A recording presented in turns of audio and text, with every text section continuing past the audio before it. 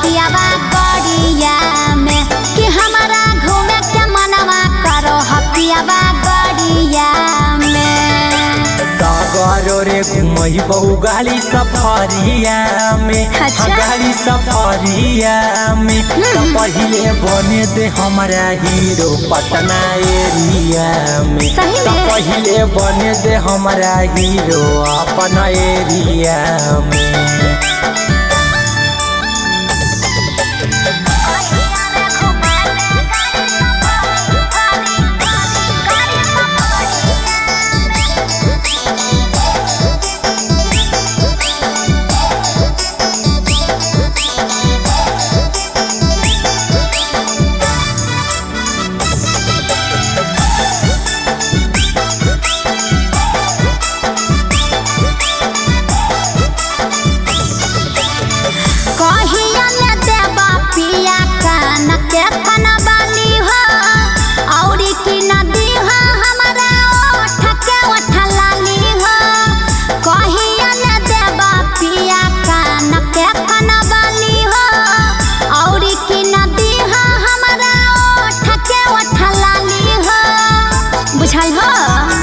आगे जहिया हम बनबहु दुल्हा तो हमर दुल्हन गे जे जे तोले रानी सब देबहु की नगे। अच्छा। जहिया हम बनबहु दुल्हा तो हमर दुल्हन गे जे जे तो मांगम रानी सब देबहु की नगे।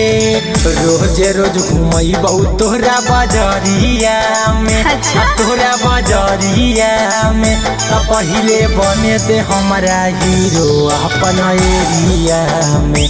तो पहिले बने दे हमारा हीरो नवादा एरिया में।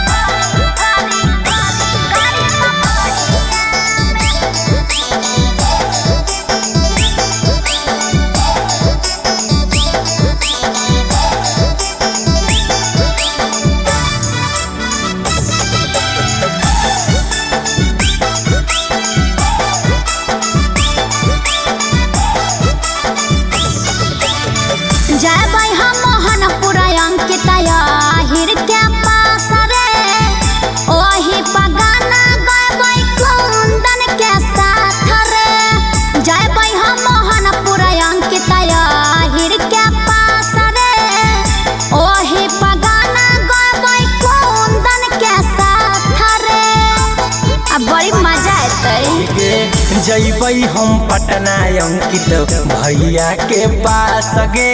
हाँ। वहीं पर गहना गईबै करबै विकास गे। जैबै हम पटना अंकित भैया के पास गे।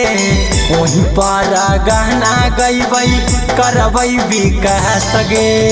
करले भरोसा कुंदन के बतिया में। कुंदन के बतिया में तो पहिले बने दे हमारा हीरो अपना एरिया में। तो पहिले बने दे हमारा हीरो गया एरिया में।